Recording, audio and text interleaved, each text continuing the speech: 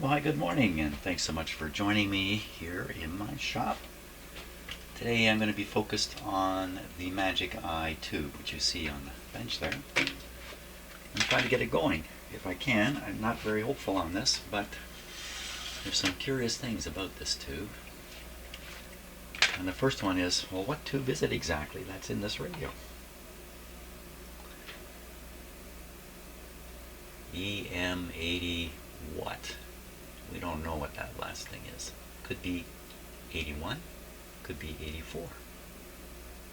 I think it's 84, based on the internal design of this Magic Eye. Now, it hasn't worked at all in this radio, although I think I saw the heater heat up on it. And I put it through the tester once, but the test was probably unsatisfactory because I may have tested it with the wrong settings, because I'm not so sure what tube that really is. And why would that be? Here's some reasons. Okay, this is the back of the radio, and it says right there, EM80, 80 what? That's a little out of focus on the camera there. Is that 81? Is that 89? Or is that 84? I think it's 84. But at a glance it looked like 81 to me. Sorry, it's a little out of focus there. If I forced the focus, you would see that you really could look at it and say it's 81. Now we're going to look at the three, at the 80, 81. Oh, I can look at the schematic and show you what the schematic says about this. Let's take a look at that. So here is the schematic, and there is the Magic Eye, and clearly it's an EM80 on here. So I think I tested the tube that was in the set as if it were an EM80. Now we're going to take a look at what an EM80 really looks like. So this is an EM80. Looks inside, looks entirely different from the tube I have. So I definitely don't have an EM80. Successor tubes, EM84.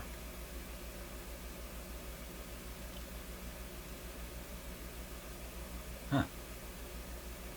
Or is it an EM81 that I have? Okay, I'm studying this a little more. This is the EM81. It's the same as EM80, the look of it. Now we'll take a look at an EM84. Ah, this one looks very much like the tube I have. Could this be the wrong tube in the radio? The radio should have an 80 or 81 in it. No, I don't think so, because the shape of the cabinet is designed for this kind of display here, this rectangular display. So it's an 84. So the first thing we're going to do is test this as an 84 and see how it comes out. Okay, I think we're all set here. There's three different tests for this tube. So the first test is to test the triode that's inside this tube. So nothing to do with the Magic Eye part of it. Let's pop it in. Let's just double check these settings here. Just one sec. So test number one, EV. So those are the filament settings there.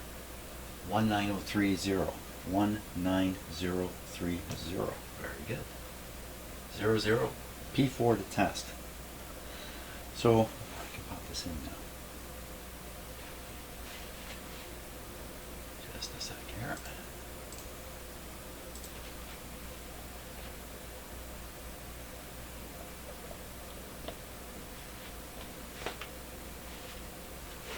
You're kind of flared up on that.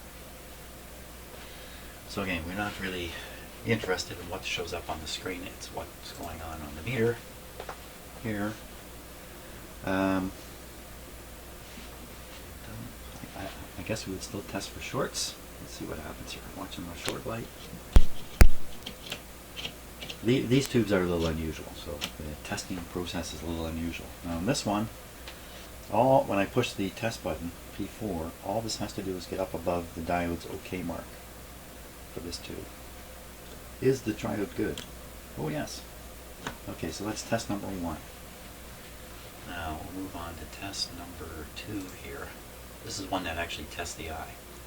So we change it to from 1903 to 1603. Everything else is the same. 1603. There we go. Son of a gun. I got my phone in here. Shame on me. So I apologize now if there's been some phone interference on the video.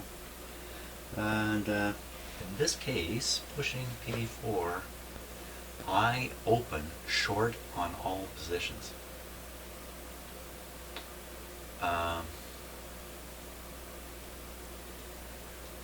Press P4, I open short on all positions. What's it look like right now anyway? Just a sec here.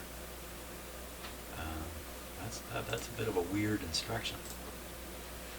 Not seeing anything on it yet.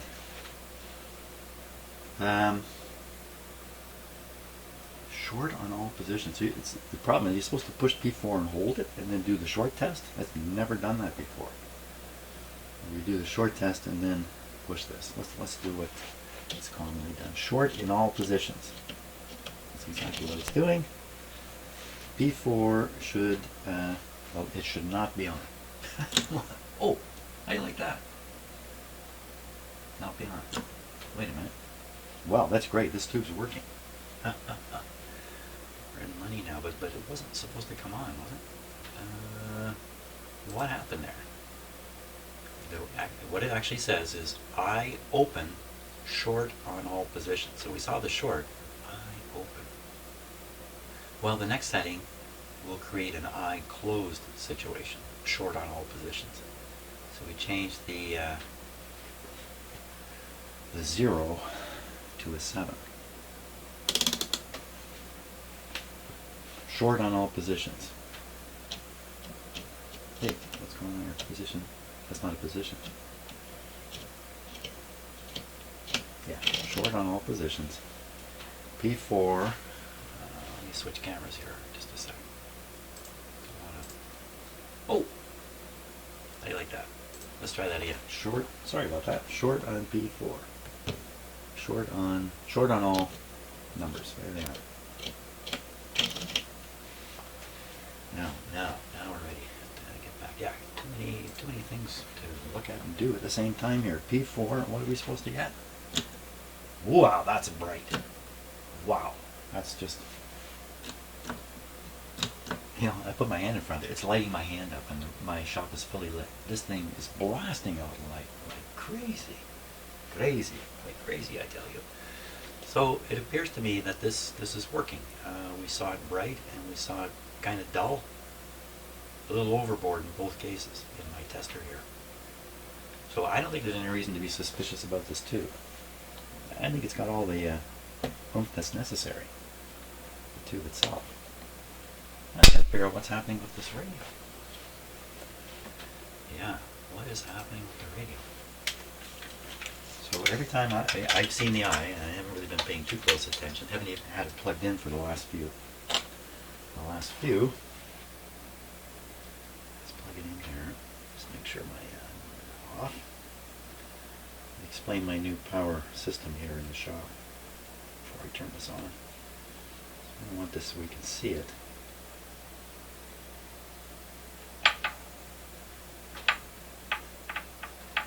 Looks like a break in the insulation there. Got something here I think I can support it with.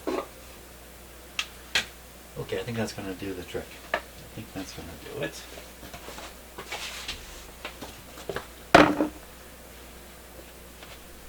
Now, oh yes, new power stuff. So, without going into details, I've been relying on a dim bulb system, which I really have liked. It's been 6 years, 7 years I've been doing this, maybe 8 years, always using this dim bulb system to protect myself, protect the item I'm working on, and protect my house wiring, all that kind of stuff. Very simple idea. But below it now is a new device that someone was kind enough to give me, and it's a variable transformer is basically what it is.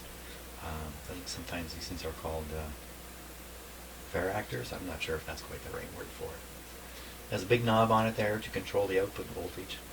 And obviously what you do is you turn the voltage up and down as you please to drive your item that you're working. You plug it in here, adjust the voltage. This is the line voltage right now, but this would be the adjustment voltage. Okay, it's very, very straightforward, right? And 117 is up here. So if I did it like that, I've got 117 volts here, which will put 117 volts here. And I'm still using my dim bulb thing. My dim bulb thing follows this now, because I'm doing this one step at a time. So for the most part, we can ignore this guy. Pay attention to what I'm doing with the dim bulb switches for now. And there we go. There we go. So power it up. Lights down. Switch is off. Plug is not in because of all that stuff I had to do to get that piece of equipment into that spot where you see it. There's quite an effort in here.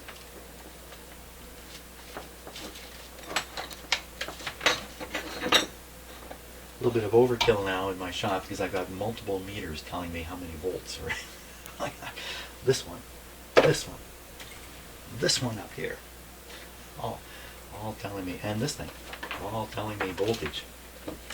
So I should get that straight. Are you ready? Volume's down. The set is off, so we're going to apply power. We're going to do it. Still do it through the light bulb. Okay, the set's off, so nothing should happen. So 116 volts, and this is set just a touch low. There's a little marker there.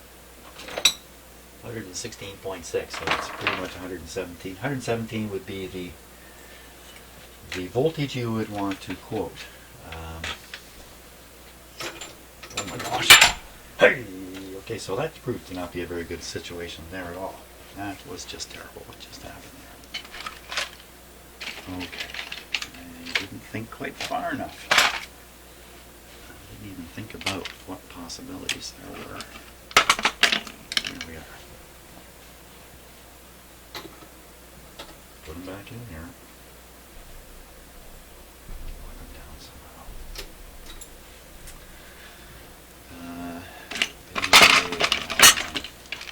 Rubber band. That'll keep it. That'll keep it there. That'll keep it there, I think. Okay, in the midst of terrible instability with how things are arranged, let's go at this. Okay, so we're set. I'm going through the dim bulb right now. AM. There we go. Dim bulb doing the usual thing. So one of the interesting things about that new power box is I can make that meter show power consumption. I think that's I've been thinking about that. That's a pretty interesting thing. I can't, look at that, the eye is on. You can't see it. I need more light in here. Oh my gosh, there's nothing to it here. Everything's working, you still can't see it. Very hard to see. I see it beautifully though. There, now you can see it. Isn't that fantastic? How fantastic is it?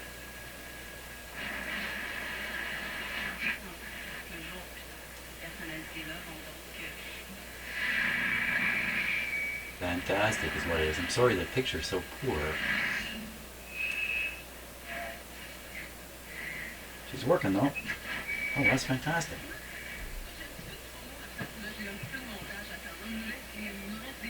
Okay, try it on FM. No FM antenna hooked up right now. Okay, let me correct that situation. All I gotta do is just connect it up here. Okay, we'll go full power too. Yeah, so I didn't. So now I have.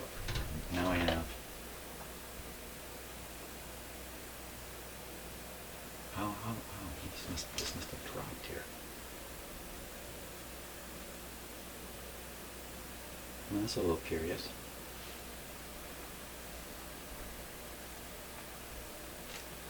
That's a little curious that these two. So this is saying 121, probably 122 volts here. 3 volts are not making it to here. Where are they dropping? In the fuse? Where do you lose 3 volts through just wires and switches?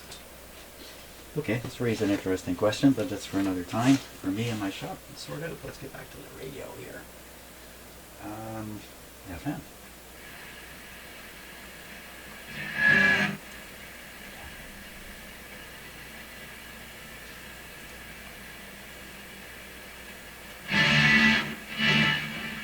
Barry's Rock Station, Rock 95, and the Tea Party with Heaven coming down, 9:45, Rock 95 Morning Crew with Craig.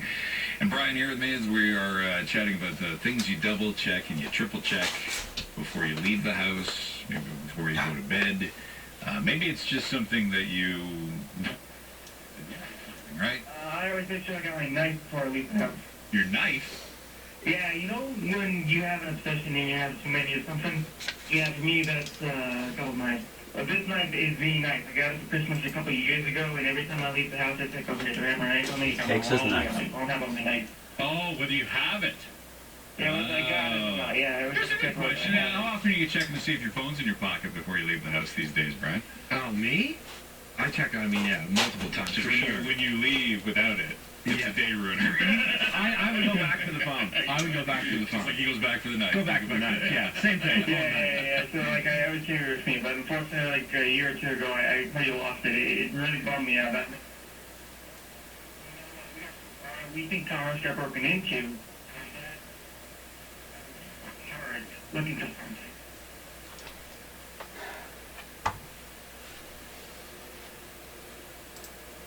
Despite the fact that I haven't been able to get a really good video of it for you to see the what the eye looks like, with my own eyes, it looks perfect. It's great. It's bright. It's working perfectly. It's it's the end of the video. That's great. So next step with this radio is put it back in its cabinet and start saying farewell. I think. Wow, that's great. Okay, I'm surprised. I really thought this wouldn't work today.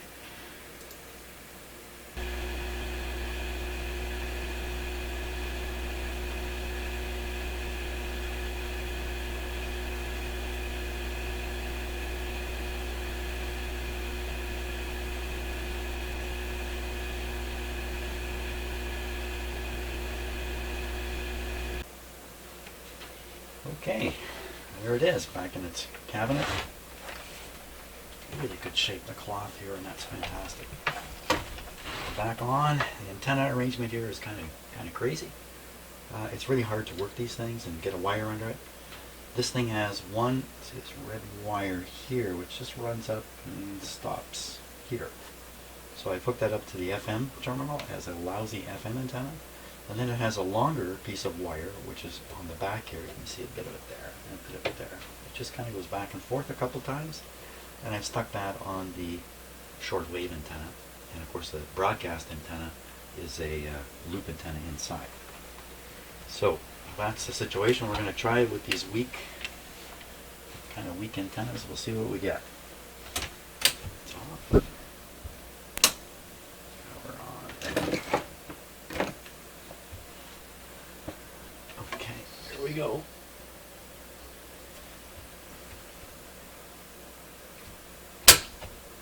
One light. I forgot to change the light.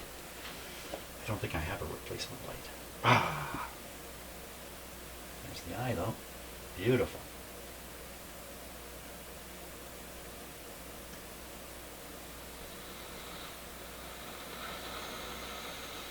Takes a long time to warm up.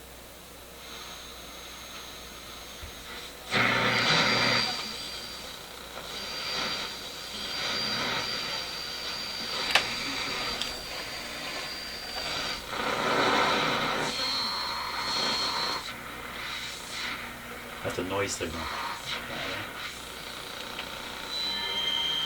love you, and you've created so many memories, and you're great to the kids. But these problems, these breakdowns, you do whatever you want, whenever you want. You don't care about my needs. You just... Oh, wow. Okay, good enough on AM. FM, again, with a weak antenna now. See my magic eye tube's a little low in the socket there. One of the mothers performing Icarus, the very famous avant-garde composer, as an encore when people typically want to hear more music, he comes out and he says, That's not bad. your smile is always shining. Lots of volume.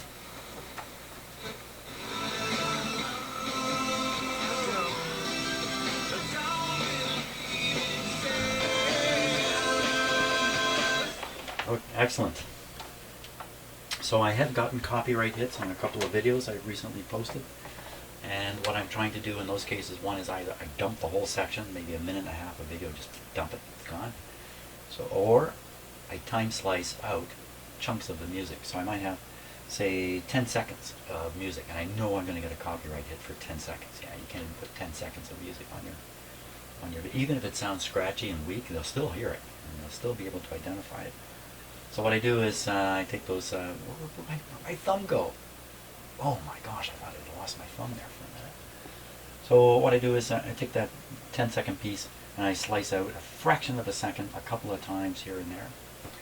So I believe the computer algorithms, they're not listening to the music, they're looking at the numbers. And they're looking for patterns in the numbers. And by just slicing out a fraction of a second here and there, I'm going to remove some numbers. And I think I'll fool the algorithm. So, there's a slight hum in the radio, but I'm not going to worry about that. She's done. That's great. That's fantastic. But I have to do something about the light. Okay, sad, but the radio is back out, and the light is right up there. It's got this neat little grabber here. What is going on? So, I'm sure I can see a rivet right there.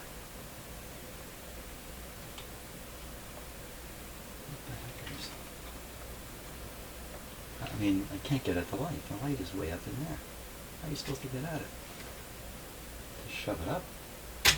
Oh, something happened. What happened? What happened? It's the magic. That sound was the magic eye falling. Oh, look at that. So there's a little clip there. Oh my gosh. There it is. Unfortunately, it's a screw-in type. And I am devoid of screw-in type bulbs. Gee, I wonder if we can get a bayonet to sit in there. Okay, let's be absolutely sure this is shot.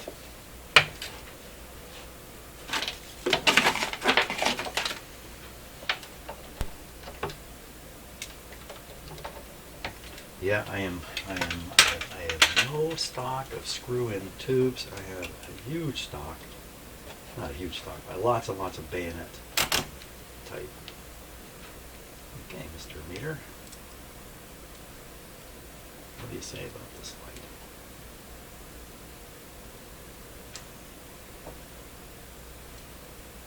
This meter's really acting up these days.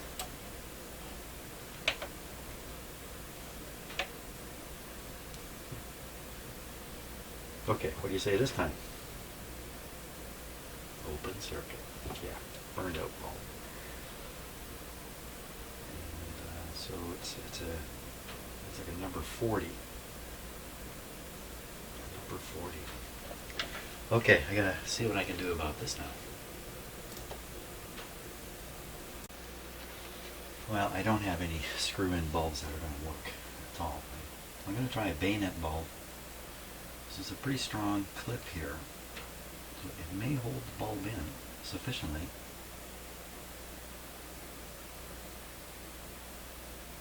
I guess we have to find out now. Maybe I should just do an ohm meter reading here and trust it. Or should I turn the radio on? It's, boy. I gotta know for sure. Well, sure enough. I don't want to go through the trouble of starting this up again inside the cabinet.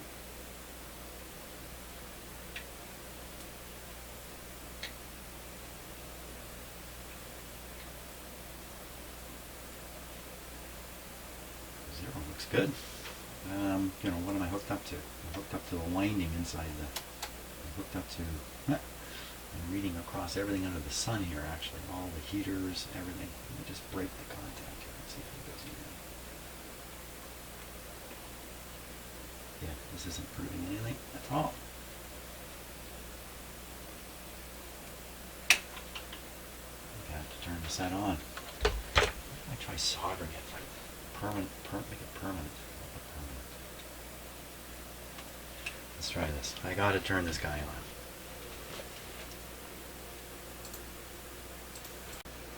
on. Okay, speaker's still connected. The Magic Eye is hanging here somewhat precariously. Power's in. Power cord. There's no power coming over here, so I'm going to turn this on to any old thing. AM. We don't really care what the radio sounds like.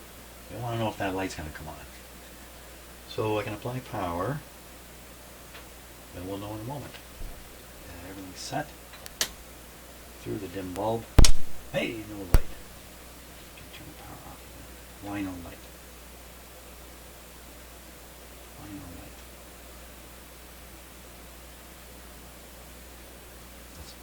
We're really in direct contact with the... does this bracket have to be touching the chassis? I can't imagine that. Here appears to be... Well... I don't know for sure. Let's try it again. Did it come on? No, no light. If you can't, yeah, I guess you can see the other one coming on. Why are you not coming on? I tested this bulb. At least the resistance of it. Let me check it again over here.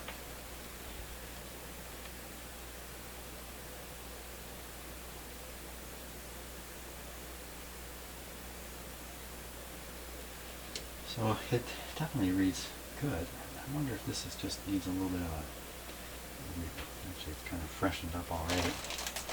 Just from the driving it into the socket there.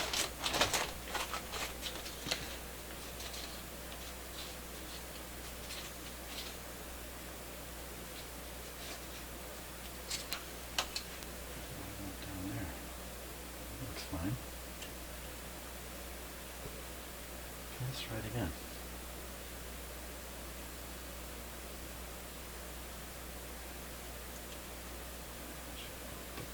Uh-oh. The O was I thought I'd lost this little ring clip there.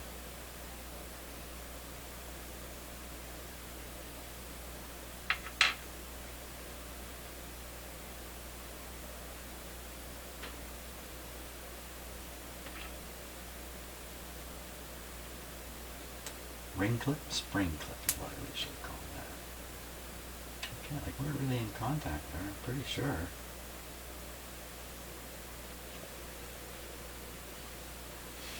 Okay. Hey, light. We got action. Now, how reliable is that going to be? So once I get it in position, there's not much to affect it. Let's do that and see if it's still going. Should I tape this? No, it's going to get hot. Don't tape it. Underneath the string here.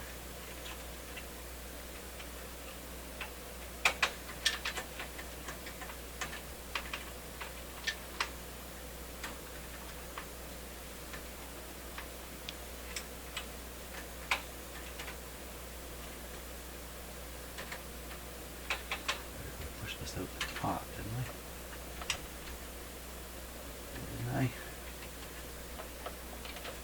There it is. Surprisingly enough. Okay, another check. The light's still working? No, of course not.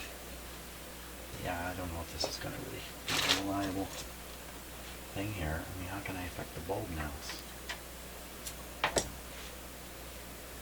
I gotta do something a little more certain here. Maybe.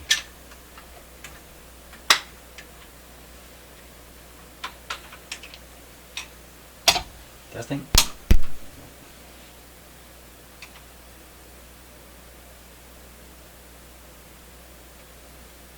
I just kind of jam my soldering iron right in there. Just try to solder the bottom of the bad contact has to be that one down there. What if I do that?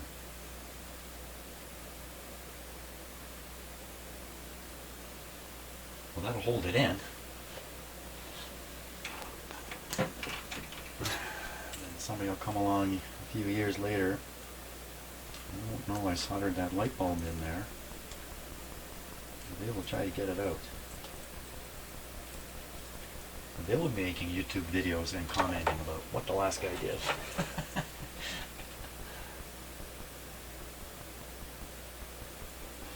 not sure how to even do this.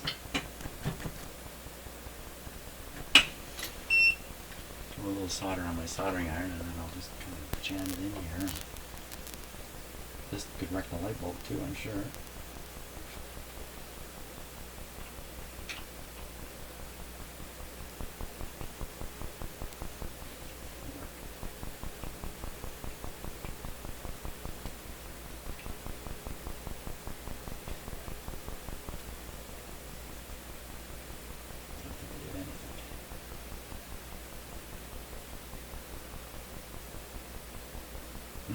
Bulb doesn't want to turn. Power on. Nope. Not yet. Not yet, Jim. Is it really not turning? Oh, it is turning. I'm going to separate them a little bit. The soldering iron right in between. Yank the soldering iron out and jam the light down.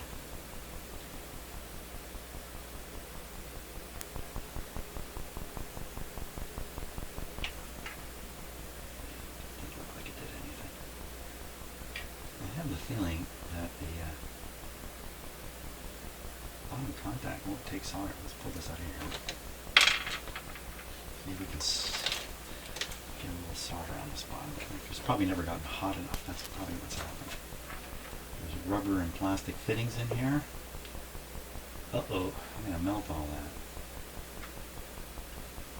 We'll end up with a short circuit in here. First of all, is this thing insulated from the... is the light bulb insulated from the bracket?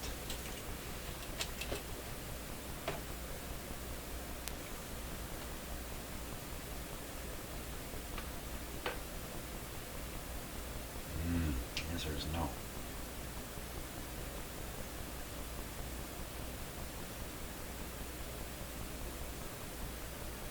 What?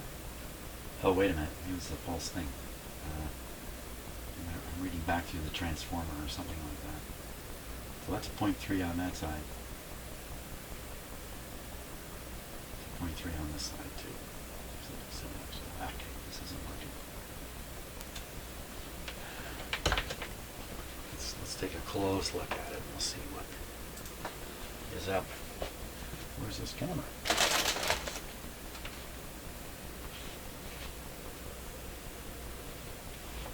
Funny when I can't spot where the camera is. Oh, it's way up here. Okay.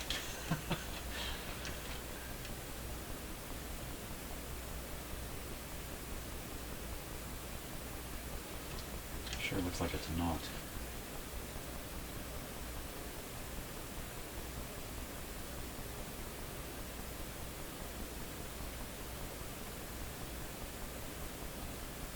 So that terminal there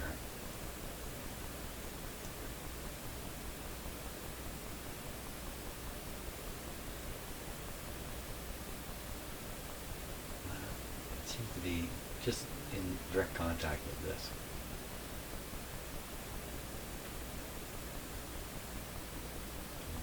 Yeah, I think this is grounding. Not that it really matters. Obviously they've wired it for this.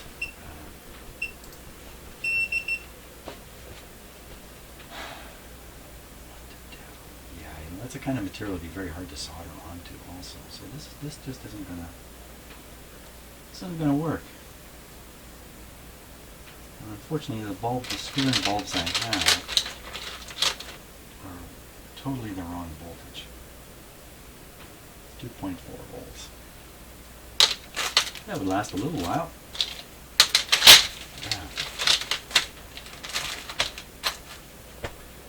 I don't know. Change the socket. What about changing the socket? Let's It's on this bracket. How could I change the socket? Just kind of whip something in there. Here's the socket.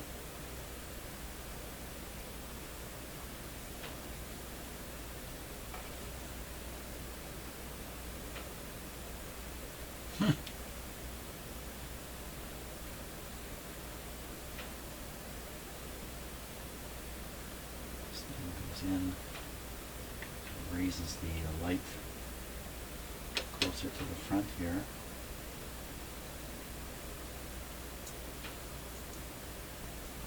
Nip one of these off, stick this in the back one.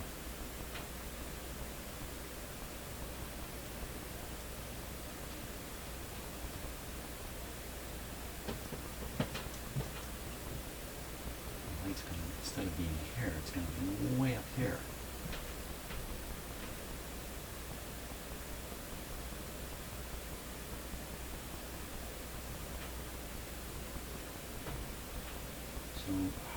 So this is the part that goes into the clamp right up here. That's clamped in. What if this were slid up here? Sitting like that.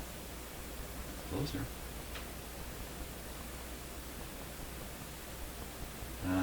Still, not enough space in here for that arrangement.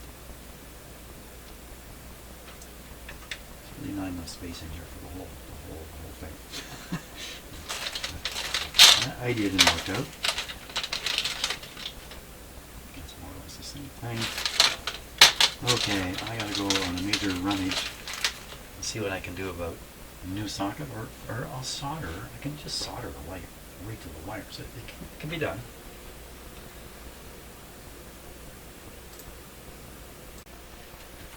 So what I'm going to try to do is solder a short wire onto the lead here, and then solder the end of that wire to the end of the light bulb. Put the light bulb in. Not worry about the contact at the bottom, because I will have done it with this. This is my latest scheme here. Actually, this wire is going to drop right off when I do this.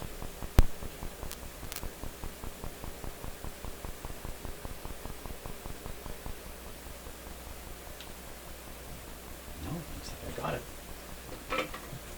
Okay, so now just cool that off a little bit.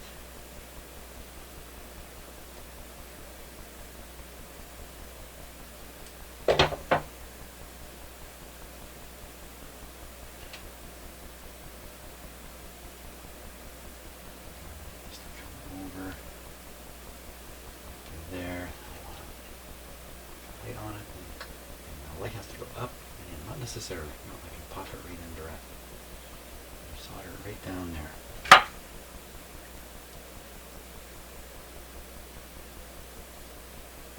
I sound like I'm talking to myself. I am. What? Talking to yourself. You don't do that, do you? No, I don't want the wire to desolder. Unknown caller. Ah, I got it.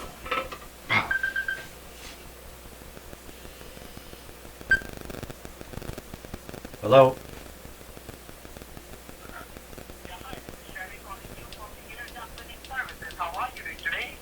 I'm just fine, but I'm not interested in having my ducts cleaned. Actually, we are running a free Christmas sale, which we are offering 40% discount on complete Yeah. house and duct clean service in just one flat rate. Fantastic, but I'm not interested. See ya.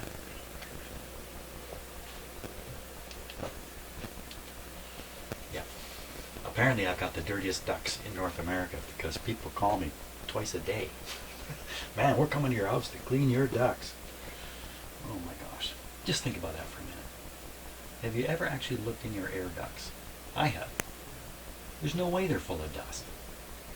There's a 60-mile-an-hour hurricane blowing through them when the furnace turns on. There's no dust in the ducts. Dust can form on your air conditioning coils if you're not careful. Dust falls into the cold air, returns, and if you've got the kind that's in your floor and you can look down in it, you'll see a big bundle of dust in there. That's where it is, right there. It's not down in your furnace. So vacuum out your cold air returns and do what I do when they phone to vacuum out your ducts. Mr. Speechy, because I'm not sure what to do here. Yes, I am. I'm totally sure. What happened was I got interrupted. Okay, I'm back in gear here. Just want to dab a little solder on here.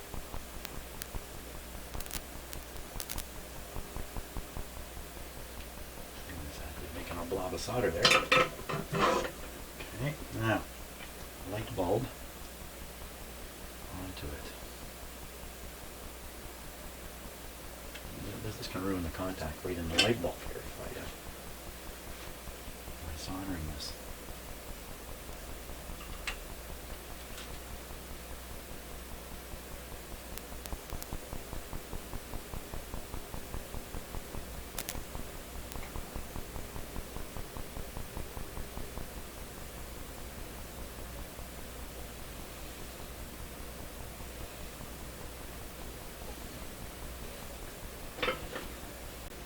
Okay, I managed actually to get that clip on there. Is this going to light up now? Oh boy, boy, cross your fingers. What could I have done wrong? I'm going to use the dim bulbs. I could generate a short here, put a short right on the transformer, and in fact, oh my gosh, Cat, what are you calling about? I just improved the clearance right here.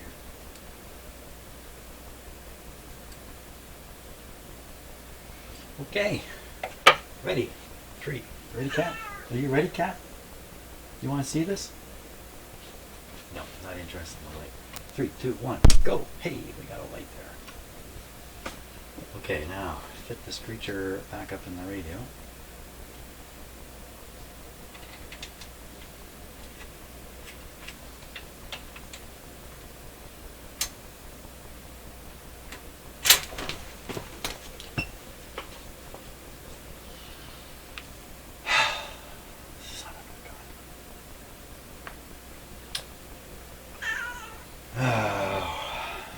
Gave myself a whopper of a shock. Oh my god. I got a stupid stuff going on here. Wait a minute. How'd I get a shock? Hold on a second here. I shouldn't have gotten the shock. The power's off. My power switch is on. I'm pretty sure I contacted the plug there, but there's not much exposed. Where'd I get a shock from here? How can I get a shock on this? You can even look at this. It's just blank because there's no power.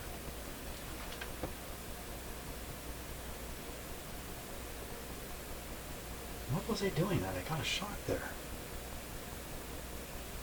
That was a bad one.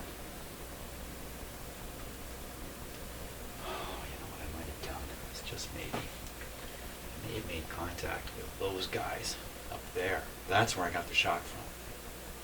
Sure felt like an AC shock, you know. I can't really say I can identify AC from DC, but it had that honey sort of feeling to it. That's probably what happened. That is probably what happened to me.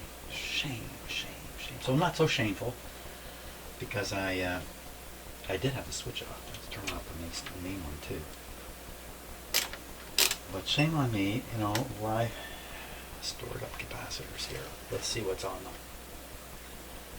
Let's just see what happened here. Good to investigate these things, you know. You don't just get a shock and walk on from it. That's not smart.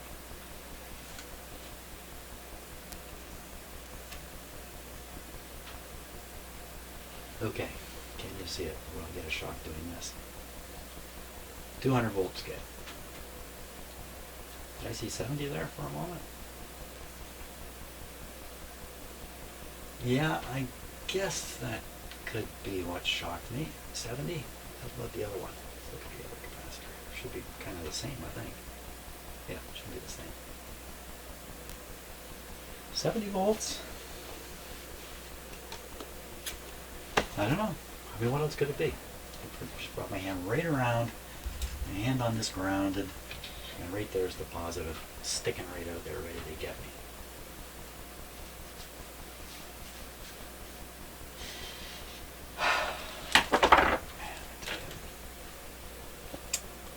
I don't like getting shocks. It's very disturbing to me. Because the Ontario coroner, who I was having a chat with about a electrical accident that had occurred, not to me, but someone else, he said to me, "You ever had a shock?" Oh, I'm sure I've had lots of shocks. You've just been lucky to keep you alive. Oh, what? Every shock has the risk of killing you. Every 120 volt shock with a bit of milliamps behind it. He told me, and I don't know if this is true, that if you get that shock and your heartbeat is at a certain point in its travel, you're going to go into ventricular fibrillation, potentially, and that'll be the end of you unless somebody can shock your heart again really quick. So I don't take them lightly. Now I'm all scared. I'm usually doing things like this, pulling the plug out, but you know what? I don't think about those capacitors. Should have really made a mental note when I did this. I sort of thought about it. Yeah, there's some stuff up here, but look, it's all kind of protected in here anyway. That wasn't the right note, was it? I should have done a much bigger note. Okay, am I safe to do this? Am I gonna jump to the sky again? No.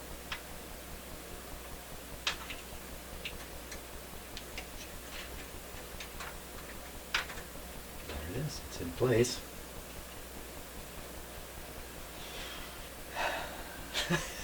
Turn it on. Power it back up. And I just noticed. Hey, look down here. Look at that old piece of junk capacitor there. This is on the output transformer. I missed it. We got to change this one out. Oh, it was all worthwhile then. Let's see if I got the light to work. Let's see if I can do it without shocking myself here. Now maybe some other video makers might cut out, that part where they embarrassingly shock themselves, but I'm leaving it in because, you know what, I'm willing to bet that anybody who does this kind of work gets the same kinds of things happening that happened to me, as much as I tried to not have it happen. So watch the light. Is it there? Yes. Lousy lighting in this thing, eh? That bright spot here and a bright spot there. All that work to get lousy lighting. But at least it's balanced lousy lighting. Okay, got a capacitor to change down here now. Does it just carry right on? I just turned this radio on, didn't I? I'm down at the output. That means I've recharged those capacitors up fully. Because there's right under here is a solid state rectifier. So other radios, if you don't let the rectifier heat up, you're not going to get any voltage build. Apparently not this one. Come out of here, you ugly looking capacitor.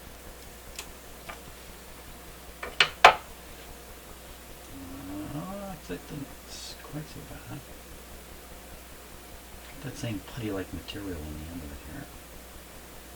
And how big are you?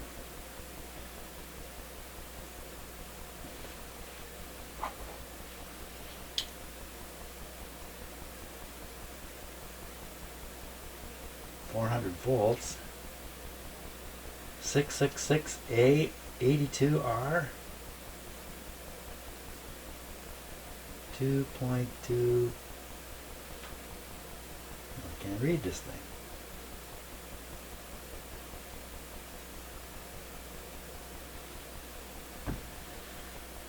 Looks like 2.2 something.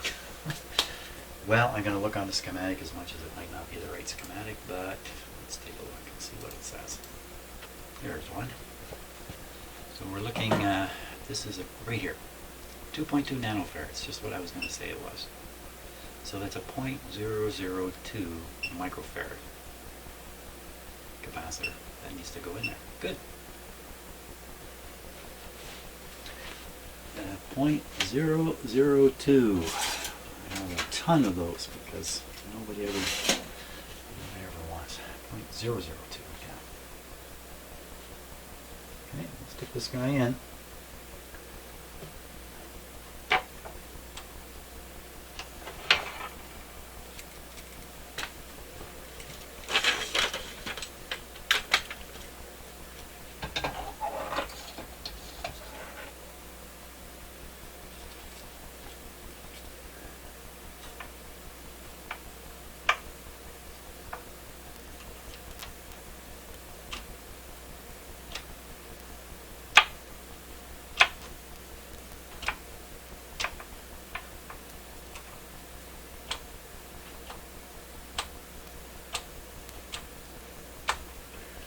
Kind of odd how they've done this, but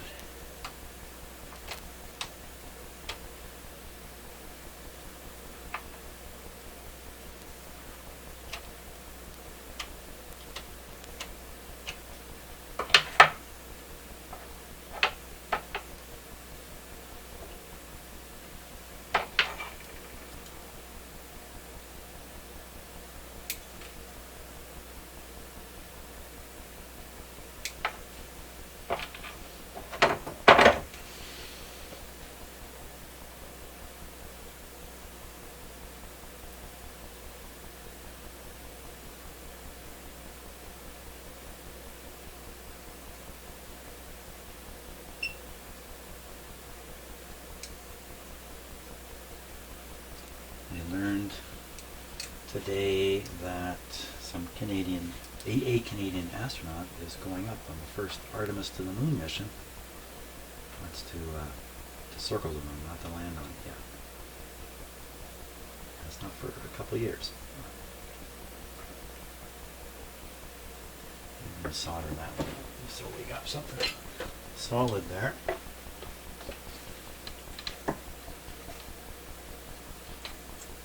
Yes, how excited I was as a kid watching the Apollo stuff. I think I'd mentioned before, but I'll mention it again, the Neil Armstrong coming down the ladder, sitting with my family watching it on TV. I think it was late at night, like midnight or something. I'm in my glory as a little kid watching this. I can't believe they've got live television image from the moon. It's unbelievable. And I'm sitting watching it. Down he comes, jumps on the moon, makes a statement. He can't be on the moon more than a minute.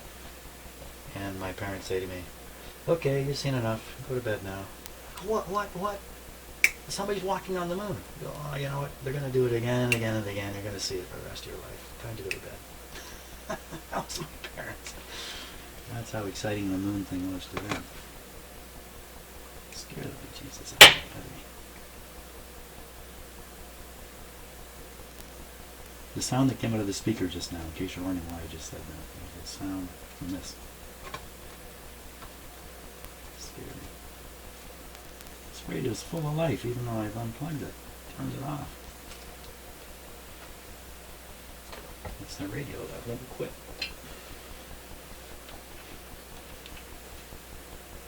So I'm glad I saw this capacitor here.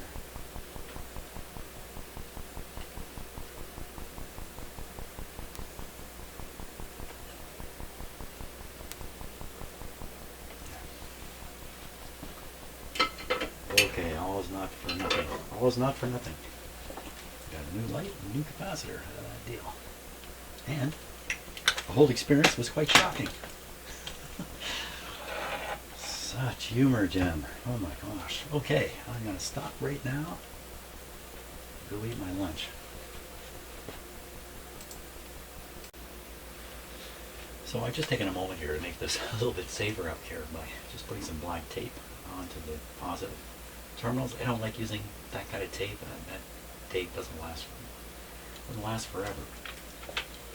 But I could see, and the reason I'm showing you this is I can see an accident here that could have happened to me very easily, and not to me, but to the radio. I could have easily, because I tend to grab the transformers in a radio to move it, I could have grabbed this transformer. Now my hand is right near this. And I pick the radio up, and when it's airborne, touch that, get the shock, drop the radio. So, you know, it's serious business. I don't want to drop somebody else's radio. Drop my own radio? Yeah. That's my loss. Drop somebody else's radio. Okay, so I'm going to put this back in the cabinet again. And hopefully we're going to see two lights and action. Okay, so all I'm going to do is just check to see that there's two lights in this now. I'm not going to actually run it. Here we go. How come that didn't work? They don't have it switched on. Now it's on. Ready? Two lights. Two lights! Bingo. Two thumbs up for two lights. So thanks a lot for watching this series. You know what, I'm going to talk about a safety issue here just for a minute because there's an opportunity here. I don't want to go past it. So you saw me get a shock from this radio. And there's two ways of approaching that kind of hazard, in many hazards. Well, there's more than two ways, but two ways are an administrative approach or a barrier approach. So an administrative approach would be me telling myself to be more careful in the future. Me telling myself to always throw these switches a certain way. Me coming up with a system that keeps me safe because I must follow a procedure. That's an administrative approach. You can throw into that bucket things like safety training, supervision. These are all administrative solutions. They rely on people doing the right thing. That's not nearly as good. Oh, the back is on now. As sticking some tape, in this case, on those connections, because that's a barrier. So barrier protection is much better because it's not dependent on me anymore. So that's it. That's all I wanted to say about that. Don't rely on administrative approaches. Your son comes in and says, oh, I almost got hurt, blah, blah, blah. If you yell at him, you better be more careful next time. You are applying nothing more than an administrative approach which will fail, ultimately. Yeah. You put some tape on that kid. Very, very speechy these last couple of days. I'm not sure why. Well, thanks a lot for watching this series. I got a really weird radios coming in here next.